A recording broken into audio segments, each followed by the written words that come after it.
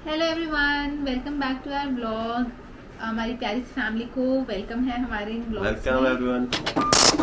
तो ये वीडियो बहुत ही स्पेशल होने वाला है क्योंकि आज हमने पूरे 20 वीक्स यानी कि 40 वीक्स का जो हमारा प्रेगनेंसी का जर्नी होता है वो हमने कंप्लीट कर लिया है। So we are halfway through already. सो ये एकदम ही हू वाली वीडियो है। हाफ वे हमारा जर्नी पूरा हो चुका है। तो दोस्तों इस वीडियो के एंड में आपको पता चलेगा कि जो बेबी बम्प है वो कैसा दिखता है। अगर आप 20वें हफ्ते में आते हैं तो कैसा दिखाई देता है, तो उसका आइडिया लग जाएगा आपको। तो starting with some baby updates. तो बेबी 20 अभी मेरा 21st वीक चल रहा है। तो ये टाइम तक बेबी जो है it is the size of a banana. Approximately 23 से 24 सेंटीमीटर्स का बेबी हो चुका होता है। 250 से 350 ग्राम्स तक बेबी का साइज हो जाता है। और कमिंग वीक्स में बेबी जो है और ग्रो करता है बिकॉज ऑलरेडी जो बेबी है वो फुल्ली डेवलप हो चुका है। उसके सारे बॉडी पार्ट्स बन चुके हैं, वो बस ग्रोथ की फेज में है, तो वो बस धीरे धीरे अब ग्रो करेगा। तो 16-17 वीक में हल्की हल्की आपको उसकी हो सकता है बबल फूटने जैसी पेट में फीलिंग हो रही थी, या जैसे कुछ पेट में एकदम से इधर से उधर स्विम किया ऐसी फीलिंग हो रही थी। तो अभी आपको एकदम पता चल रहा होगा कि हाँ अभी मुझे बेबी ने किक मारी है। तो आपको बेबी की किक्स जो हैं इजीली फील होने लगेंगी। और मम्मी को तो स्पेशली, पापा का थोड़ा सा डाइसी रहता है, इतना क्लियरली इनको नहीं पता चलता, पर मम्माज को तो डेफिनेटली पता चलता है। सो बेबी जो है डे टाइम पे मोस्टली आपको उसकी किक्स इतनी फील नहीं होती है, नाइट टाइम पे ज़्यादा फील होती है। नाइट टाइम पे ऐसा बोलते हैं कि बेबी ज़्यादा एक्टिव भी होते हैं स्पेशली डिनर के बाद। या फिर एक इसका रीज़न ये भी हो सकता है कि मम्मा दिन में काम में बिजी होती है, उनको इतना रियलाइज़ नहीं होता, और रात के वक्त जब बिल्कुल शांति होती है और मम्मा रिलैक्स करती है तब उनको ज़्यादा अच्छे से किक्स जो है फील होती है। तो दोस्तों बेबीज के लिए अभी आपको थोड़ा सा प्रिकॉशंस लेने होंगे कि जैसे अगर आप बाहर जा रहे हैं तो विमेंस क्या कर सकती हैं।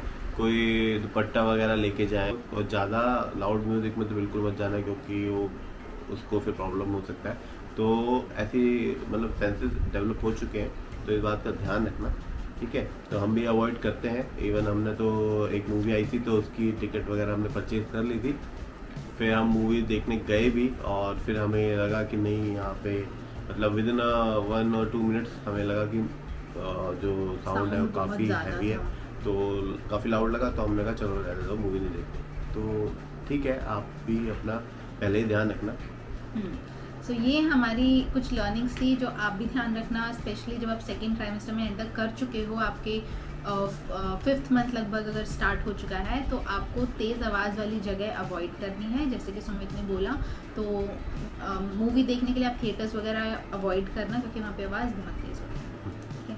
इसके साथ हमने जो है बेबी वाली टिप्स जो है कवर कर लिए। अब हम करेंगे मम्मा टिप्स को फटाफट से कवर, ठीक है। सो सबसे पहले तो आपको अपनी लेफ्ट साइड या राइट साइड करवट लेके सोना है। बोलते हैं कि पीठ के बल ज़्यादा देर नहीं लेटना है या खड़े नहीं रहना है ज़्यादा देर, एक ही पोजीशन में ज़्यादा देर बैठना नहीं है, क्योंकि ब्लड फ्लो जो है वो रिस्ट्रिक्ट होता है अगर आप पीठ के बल लेटते हो या ज़्यादा देर तक खड़े रहते हो, ऐसे रहते हो। तो बेटर है कि आप लेफ़्ट साइड प्रेफरेबली, अगर लेफ़्ट नहीं तो राइट साइड पे आप करवट लेके सो, बिकॉज ताकि आपका ब्लड फ्लो जो है वो बेबी तक अच्छे से जाए, ठीक है ना। ऐसे टाइम पे ज़्यादा दूध भी आप बार बार नहीं ले सकते हो। चाय कॉफ़ी तो वैसे ही, अदरक वाली चाय, अदरक वाली कॉफ़ी, ऐसी चीज़ें आप नहीं ले सकते हो क्योंकि बेबी के लिए वो हार्मफुल होती है। तो जिंजर लेमन टी एक ऐसी चीज़ है जो आप कोल्ड को कंट्रोल करने के लिए ले सकते हो। स्टीम वगैरह आप ट्राई कर सकते हो, और अजवाइन भून के उसको तवे पे अजवाइन को रोस्ट करके, ड्राई रोस्ट करके उसे कॉटन के हैंकी में बांध के उसको इनहेल कर सकते हो, और साथ साथ में सिकाई भी कर सकते हो अपने नोज़ की। उससे भी हम दोनों को काफ़ी बेनिफिट मिला, बिकॉज ऑफ कोर्स दवाइयाँ हम ले नहीं सकते। और अगर ज़्यादा ही फीवर है तो डोलो 650 ले सकते हैं, पर वो भी आप डॉक्टर से आप कंसल्ट करना इस बारे में, पर जनरली डोलो को सेफ कंसिडर करते हैं। एक और जैसे बेसन का हलवा, तो बेसन का हलवा भी जो होता है वो गर्म होता है और अंदर पूरा जो नोज़, स्टफी नोज़ हो जाती है उसको रिलीव करने में हेल्प करता है। तो रात को सोने से पहले आप पेस्ट जैसा कंसिस्टेंसी का बेसन का हलवा खा सकते हैं, ज़्यादा थिक ना हो, वो हलीरा टाइप भी खा सकते हैं। तो बेसन का हलवा जो है वो काफ़ी, बेसन गर्म होता है तो धीरे धीरे करके आपको कोल्ड में हेल्प कर सकता है। तो ये तो हो गए कुछ कोल्ड की टिप्स अगर होता है तो। नेक्स्ट है स्ट्रेच मार्क्स। तो स्ट्रेच मार्क्स के लिए हमने लिया था shea butter, pure shea butter. Shea butter की कोई प्रोसेस करी हुई क्रीम नहीं है, प्योर ऑर्गेनिक शिया बटर है तत्वालॉजी का। मैंने अमेजोन से ऑर्डर किया था, आपको चाहिए होगा तो हम डिस्क्रिप्शन में उसका लिंक डाल देंगे, आप ट्राई कर सकते हो। मुझे वो काफ़ी ठीक लगा। वो अबाउट कुछ 350 कुछ का आ गया है, काफ़ी बड़ा सा डब्बा आ गया है। और उसके साथ में जो ये दुबई गए थे तो वहाँ से वर्जिन कोकोनट ऑयल लाए थे ऑर्गेनिक, तो वो दोनों में मिक्स करके अभी अपने स्ट्रेच मार्क्स के लिए अपने टमी पे लगाती हूँ। तो एक ये हो गया। Next is healthy snacking. तो ये टाइम पे आपको हेल्दी भूख बहुत लगने लगती है इस टाइम पे, जब आप ऑलरेडी 20 वीक्स क्रॉस कर चुके हो। तो जैसे कोकोनट हो गया, वो आप घर पे हमेशा रखो, कभी भी भूख लगी तो खा लो, उसमें हेल्दी फैट्स होते हैं। और अभी मैं आपको दिखाऊंगी किचन में हमारी आधी प्रिपरेशन हो चुकी है, रागी लड्डू बना रही हूँ मैं डेट्स वाले। तो बहुत ही ईजी इसकी रेसिपी है। तो आप ऐसे लड्डू बना के अपने पास स्टोर करके रख सकते हो और ऐसे हल्के ठंडे मौसम में आप रागी के लड्डू खा सकते हो। तो क्या होता है कि ये टाइम पे पैरों में बहुत दर्द हो सकता है, स्पेशली अगर आप ज़्यादा चलते हो या आप खड़े रहते हो या आपका ऑफिस का काम है, पैर लटके रहते हैं सारे दिन, तो पैरों में बहुत दिक्कत हो सकती है, पेन होता है। तो उसके लिए हमने अमेज़ॉन से ही एक मसाजर ऑर्डर किया था लाइफ लॉन्ग का, विच इज़ दिस। ये अबाउट 5000 डिश का हमें पड़ गया था, 7000 इसका MRP है। तो इसने मेरी बहुत जान बचाई। मेरे को बहुत पेन हो रहा था, स्पेशली जब इनके फ्रेंड्स वगैरह घर पे आए हुए थे रुकने के लिए, तब हम थोड़ा जुहू चौपाटी उनको मुंबई दिखाने के लिए गए थे। हालांकि मैं सारा टाइम बैठी रही थी, पर फिर भी मेरे पैरों में एग्जॉस्ट हो गई थी, मेरे पैरों में बहुत दर्द हुआ था। तो ये रिचार्जेबल है, ठीक है, बैटरी से ऑपरेटेड है, तो आप इसको चार्ज कर सकते हो कई बार और कोई दिक्कत नहीं है। और ये क्या है कि जितना बाहर का हवा है उसको ये एयर प्रेशर से काम एयर करता है। प्रेशर से आपको मतलब अच्छे से मसाज वगैरह हो जाएगा। देखो मैं दिखा देती हूँ आपको हल्का सा। ये इसमें आपका पैर आ जाएगा, इसमें आपके काफ आ जाएगी, और ये जो है ऐसे हवा के साथ फूलता है और एयर प्रेशर से ऐसे ऐसे करके नीचे का ब्लड फ्लो ऊपर लेके जाता है ऐसे करके।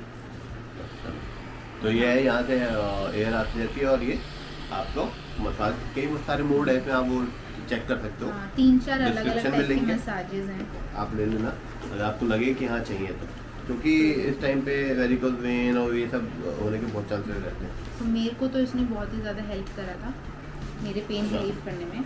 तो रात को सोने से पहले से 15 मिनट का इसमें ऑटो टाइमर का कुछ लगा हुआ है, 15 मिनट में ऑफ हो जाता है। आपको चाहिए तो आप और देर रख सकते हो, पर मेरे लिए 15 मिनट से सफिशेंट, मेरा पैर का दर्द ठीक हो जाता है। ठीक है, अभी लेग क्रैम्प्स हो गया। अब क्या था, हाँ ऑर्गेनिक मेकअप, ये बहुत इंपॉर्टेंट है बिकॉज लेडीज़ पूरा 9 महीना लगभग 1 साल का ही जर्नी हो जाता है।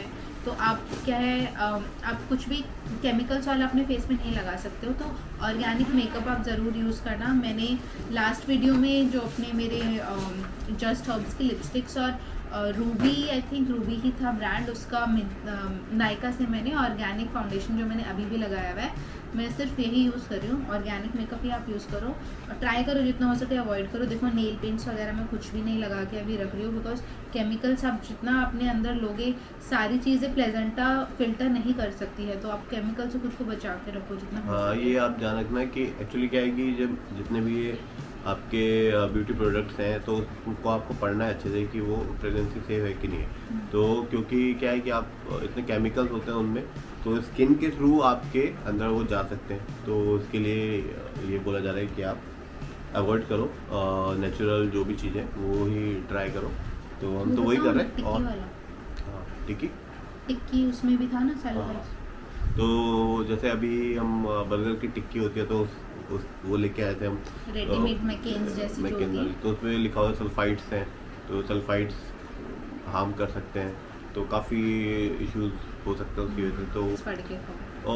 और ये है कि आपको देखो ड्रिंक तो आपको पता ही नहीं करना है और स्मोक नहीं करना है, ना ही पास बैठना है जो भी स्मोक कर रहा है, क्योंकि क्या होता है प्लेजेंटा सब चीज़ फिल्टर कर सकता है लेकिन ये 2-3 चीज़ों को फिल्टर नहीं कर सकता, तो ये बेबी तक पहुंच जाता है। इसलिए कहा जाता है कि आप ड्रिंक मत करो, स्मोक मत करो। चाइनीज़ खानों में जो जीनोमोटो MSG डालते हैं, उससे कहते हैं बेबी को बहुत इफेक्ट होता है, वो हमारी प्लेजेंटा फिल्टर नहीं कर पाती है, वो डायरेक्ट टॉक्सिन की तरह बेबी के पास जाता है और इससे बेबी को डाउन सिंड्रोम और ऐसे सिंड्रोम्स होने के चांसेस रहते हैं, जेनेटिक डिफेक्ट होने के चांसेस रहते हैं। तो ये टाइम पे आप चाइनीज़ कम खाओ तो होममेड वाला खाओ जिसमें जीनोमोटो वगैरह आप नहीं डाल रहे हो, अपने हाथ से आप बना रहे हो, ऐसी चीज़ें आप हेल्दी चीज़ें खा सकते हो। तो वो ये है कि आपको मेडिसिन का ध्यान रखना है, आयरन और कैल्शियम की मेडिसिन आप प्रॉपर लेते रहना, दूध के साथ नहीं लेना है, अवॉइड करना, ठीक है, इस बात को ध्यान रखना। हाँ, भी बहुत इंपॉर्टेंट है जो अभी पॉइंट सुमित ने बोला कि आयरन आप कभी भी कैल्शियम के सप्लीमेंट के साथ मत लो, और इनफैक्ट कोई भी कैल्शियम वाली चीज़ जैसे कि दूध हो गया, दही, पनीर, चीज़, ये सब चीज़ों के कम से कम 2 से 3 घंटे के गैप में आपको आयरन का सप्लीमेंट नहीं लेना है। और आप ऐसे कर सकते हो, जैसे मैं दोपहर में कैल्शियम की लेती हूँ तो रात को मैं आयरन ले लेती हूँ, और रात को सोते फिर मैं दूध नहीं लेती, तो आपको इस चीज़ का ध्यान रखना पड़ेगा। और हस्बैंड को सबसे ज़्यादा ध्यान रखना है कि मतलब लड़ाई वगैरह ना करें, कोई भी मतलब कोई भी इशू होते हैं तो सॉर्ट कर ले जल्दी से, क्योंकि बोला जाता है कि अगर जो मदर है अगर वो ज़्यादा टेंशन लेती हैं या फिर कुछ भी ऐसा होता है तो उनको मतलब खुश रखने की कोशिश करो, कोई आदमी इग्नोर कर दो लड़की है। देखो इग्नोर कर दो, खुद लड़ते हैं कितना। चल नहीं, ये सच में मतलब इतने परफेक्ट हस्बैंड हो गए हैं अभी कुछ महीनों से, मैं बता नहीं सकती हूँ आपको। मेरे को ब्रेकफास्ट भी बना के खिलाया इन्होंने, विल यू बिलीव, मुझे ब्रेकफास्ट बना के खिलाया। अच्छा हाँ, ये इसके डिफेंस में बोलते हैं सब्जी तो मैंने कितनी बार बनाई है, तो क्या हुआ, ब्रेकफास्ट पहली बार बनाया, तो विच इज नाइस। ठीक है, अच्छा हाँ फ्रेंड्स, तो एक अजीब सा एक आपको ये लगेगा, मतलब सबकी प्रेगनेंसी अलग होती है, तो मेरे साथ क्या हुआ, मेरा हेयर फॉल इतना हुआ, और सब कहते हैं कि प्रेगनेंसी में हेयर फॉल नहीं होता, बल्कि एस्ट्रोजन की वजह से हेयर आपके बहुत अच्छे हो जाते हैं, और बेबी डिलीवर होने के बाद हेयर फॉल होता है। पर मेरा तो इतना हेयर फॉल हुआ, मेरे सर पे बाल नहीं बचे, मुझे इतना डर लगने लगा। मैंने फिर मैंने कहीं ये भी पढ़ लिया गूगल पे कि हेयर फॉल होने का मतलब है आप मिसकैरेज की तरफ जा रहे हो, बिकॉज एस्ट्रोजन कम हो रहा है जो होना नहीं चाहिए प्रेगनेंसी के दौरान। तो फिर मैंने मेरे डॉक्टर से बात करी और उन्होंने मुझे समझाया इट इज़ एब्सोल्युटली नॉर्मल। फिर मुझे पता चला कि आयरन की कमी की वजह से भी हेयर फॉल हो जाता है, बिकॉज आपके जो हेयर रूट्स है वो ड्राई आउट हो जाता है। तो हो सकता है कि आप बॉर्डर लाइन एनेमिक हो, जो मुझे लगता है मैं पहले से थी। तो जैसे ही प्रेगनेंसी हुई तो जो मेरा बॉडी का सारा आयरन है वो बेबी की तरफ डाइवर्ट हो गया, और मेरी बॉडी आयरन में डेफिशिएंट हो गई, इस वजह से मेरा हेयर फॉल बहुत ज़्यादा हो गया। इसमें कोई मिसकैरेज का डर नहीं था, बट अगर आपके साथ भी ऐसा होता है, हेयर फॉल ज़्यादा होने लगता है, तो आप मत लो, और आप डॉक्टर से बात करो, और आयरन का सप्लीमेंट, मेरा आयरन का सप्लीमेंट लेने के 10 दिन के बाद जाके हेयर फॉल जो है कम होना शुरू हुआ, और अभी काफ़ी कंट्रोल में है। अच्छा, ज़्यादा गूगल वगैरह ज़्यादा मत करो, और यूट्यूब वगैरह ज़्यादा भी मत देखो, हमारी वीडियो देख लो बस, और कुछ मत देखो। 2 पॉइंट्स और बचे हैं। ये चीज़ मुझे बताना, आप लोगों में से कितने लोगों के साथ होती है कि कफ रहता है हर वक्त गले में, क्योंकि प्रेगनेंसी में क्या होता है कि अगर आप, जैसे मुझे ब्रोंकाइटिस है, तो अगर आपको थोड़ा अस्थमा या ब्रोंकाइटिस है तो प्रेगनेंसी में कहते हैं वो और बढ़ता ही है। अगर बैक पेन थोड़ा है ऑलरेडी तो प्रेगनेंसी में बैक पेन बढ़ेगा। मुझे भी बैक पेन अभी काफ़ी हो रहा है, तो इसके लिए आप सॉफ्ट से सॉफ्ट सरफेस पे बैठो, ज़्यादा हार्ड सरफेस में मत बैठो। अच्छे क्वालिटी का चप्पल लो जो कि सॉफ्ट हो और जो कंफर्टेबल हो। ऑफकोर्स हील्स वगैरह आपको नहीं ट्राई करना पहनने बिल्कुल भी। और ये जो कफ है गले में, इससे बचने के, आप ये बताइए, आपको एसिडिटी होती है, आपके हर वक्त गले में थोड़ा थोड़ा कफ रहता है, और आपको फिर ब्रीदिंग डिफ़िकल्टीज होती है। अगर ये तीनों चीज़ आपको होती है तो इसका एक रीज़न है कि बॉडी के अंदर आपके जो है एसिड थोड़ा कम साइड पे है, जितना होना चाहिए उससे कम साइड पे है, और हमारे ईज़ोफेगस में जो स्पिंचर मसल होती है वो प्रॉपरली बंद नहीं हो पाती जब पेट का एसिड कम होता है। ठीक है, तो आप एप्पल्स, इसकी सिंपल रेमेडी है एप्पल साइडर विनेगर। तो apple cider vinegar is the best remedy. Otherwise I tell you, आपको वो इनहेलर्स लेने पड़ेंगे, आपको बार बार चेस्ट स्पेशलिस्ट को अलग से दिखाना पड़ेगा अपने गायनेक के अलावा, which is a lot of work. और एक्स्ट्रा जो आपको पता है इनहेलर लेते हैं तो उससे बीपी बढ़ता है। और मेरे डॉक्टर ने भी बोला कि कफ को कंट्रोल में करो, क्योंकि अगर आप बार बार खासोगे तो जल्दी डिलीवरी होने के भी चांसेस हैं। तो इससे बेटर है कि आप अपने कफ को कंट्रोल करो, ज़्यादा खांसना आप कैसे भी करके कोशिश करो कि कंट्रोल करो। अगर कुछ लेडीज़ को जेस्टेशनल डायबिटीज़ का डर रहता है तो आप बहुत ज़रूरी है कि आप कीटो डाइट करो।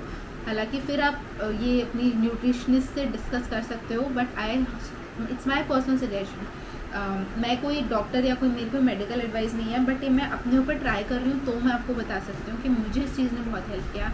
आप भी ट्राई करके देख सकते हो।